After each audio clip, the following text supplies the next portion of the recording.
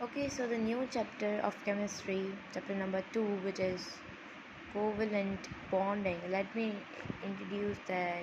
What is, let me tell you that what is covalent bonding means. So, covalent bonding. What does bonding means? Bonding means the linkage or the force between the two non-metals. Covalent bond will be always between the two non-metals. This is basically the force. You can see the link between the two non-metals. Link between two non-metals. Now, what does the valent means? Covalent, covalent, covalent. What does the covalent means? Valent. Valent means the outer electron of an atom. Likewise, for example, let's take the example of yeah let's take the example of the oxygen. Oxygen having 8 electrons, 2 in that and 6. So the outermost electron are having oxygen having the 6. So this is the valence electron. And valence means the last electron of an atom. In last shell, how many atoms are there? This is called the valence. So yeah, now let's move toward the example. What does co means? Co means sharing, combine. So the combining of, you can say, the combining of the electron of the valence or the outer electron of an atom, the combining of the non-metal, the force between is called the covalent bond. Now let's take the example like hydrogen, chlorine. They are non-metal. They are not metal, non-metal. So they both are having the covalent bonding. Now let's talk about the first of all the concept of the this. First of all, let's talk about the types of two covalent bond, or you can say the type of two outer electron, which is number one is unpaired electron and lone pair electron. What is unpaired and lone pair? Unpaired, let's talk about this is, for example, let's take the oxygen here. Okay, so in the outermost electron are 6. So 6, we will be taking 6 here because the valence shell is having 6 electrons. And always in covalent bonding we will be taking the valence electrons. Okay, so oxygen 6, 1 2 1 2 1. Okay, so these both are lone pair because they are in pair, and these both are unpaired.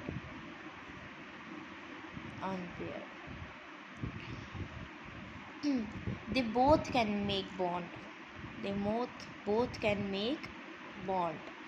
First of all, the unpaired will be most reactive. Why? Because this is having the one electron, that's why it will be having the most reactive. First of all, the bond will make by unpaired electron.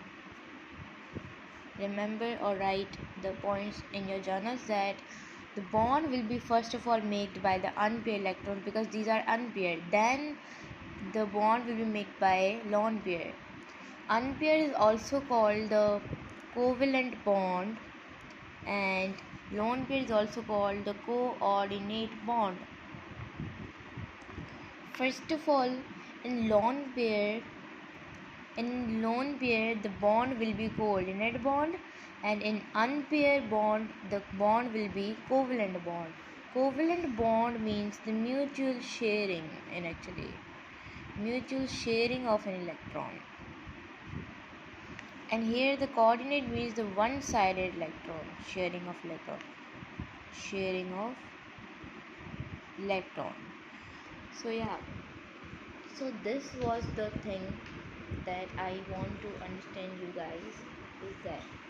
So yeah, so as you can see that these are the one-sided electrons, and as you can see that there is the mutual sharing between the electrons. So covalent is having the sign this. When the between the two metals the sign is this, you can identify that it is covalent bond between the two metals. If the sign is having the arrow, it means that the bond is coordinate bond. Okay, so as you guys all know that first the covalent bond will be done, means the bond will be first of all made by the covalent bond which is unpaired, and then the bond will be made by coordinate bond which is lone pair. Done. So the covalent bond was first of all discovered by the Lewis, and you can say the lone pair was discovered by Sedgwick first of all. Okay, the covalent bond was which is unpaired electron. Covalent bond was discovered by Lewis, and the lone pair which is one-sided electrons, or you can say coordinate bond, was discovered by Sedgwick. Now let's talk about the examples of the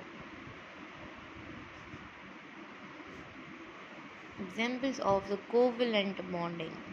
We will be discussing coordinate in next video. Here we will just start discussing the covalent bonding example. Let's take the hydrogen and hydrogen. Okay, in the shell, having the shell, having the nucleus, one electron, one electron. So the mutual sharing, you can see here that these both are sharing the electrons. Okay, so the nuclear force will be increased in both hydrogen. Nuclear force will be increased in both hydrogen. It will be like share the electrons, as you can see here. This is called the covalent bond in actually, because they are the mutual sharing. They are sharing the electron. Covalent bond. Let's make the like this. Having one electron, this having one electron, they will be sharing, and this will be like this. So it will attract these both electron because they want one more electron to become stable, and this also want one electron. So no one will be like getting the all electrons. They will be just the attraction, but no one will be getting the electrons. They will be having attraction. They both will be getting the electrons. Okay, so they will be shared the equal amount of electrons, and they will be like getting the bond which is covalent bond, and they are evenly distributed. You can say that these are not attracted by only one hydrogen. They both are attracted by electrons are both are attracted by the both hydrogen. So here you can say there is the evenly distribution of bond. Similar, they both are having the same attraction, and there is not like the hydrogen is having more attraction and this one is having not attraction. They both are having the attraction, and they have shared their electrons by evenly distribution. Now let's talk about the hydrogen and chlorine. In outermost shell, the chlorine is having first of all the chlorine is having 2, 8 and then 7. So outermost electron, the chlorine is having the 7 electrons. Let's talk about the sharing, how they share it actually. The hydrogen is having one electron. It wants just one electron to become stable, and chlorine is having 7 electrons. 1, 2, 3, 4, 5, 6, 7. And to become octet rule, octet means 8. To become the 8 electrons, they want the 8 electron. They are having one electron missing, and this also having the one electron missing, so they will be sharing. So electron will be coming here, and these electron will be coming here.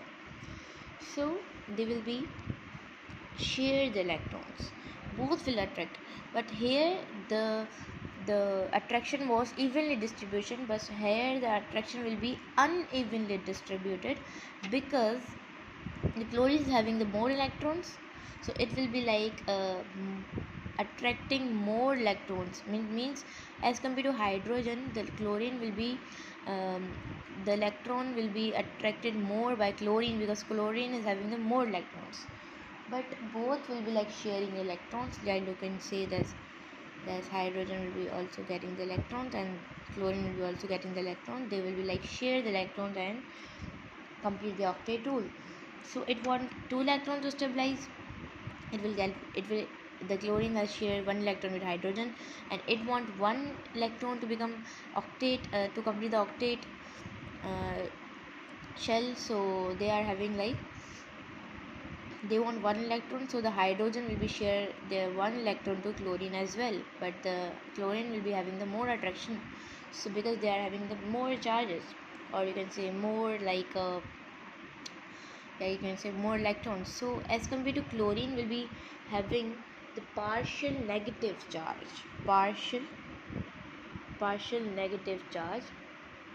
because this is having the more attraction, and this will be having the partial positive charge. This is the sigma basically. This is the sigma. So as you guys see that the partial charge depend upon the electronegativity. Okay, so electronegativity is high of, there is the electronegativity 2.1, here is the electronegativity 3. So a partial charge is produced by the electronegativity and as well as the chlorine, because chlorine is more attracting the electron, and this is evenly distributed. This was evenly distributed, and this is unevenly distributed because chlorine attract the electrons more. They were like sharing, but they was like no attraction. They were having the same attraction, but here the chlorine is having the more attraction because of the electrons. So this is the partial charges which is developed on both. So they both will be having the covalent bond. I hope you guys understand that what is covalent bond and examples of the covalent bond. So yeah, this was the example of the covalent bond. And next video we'll be moving toward the coordinate bond, or you can see the example of the coordinate bond.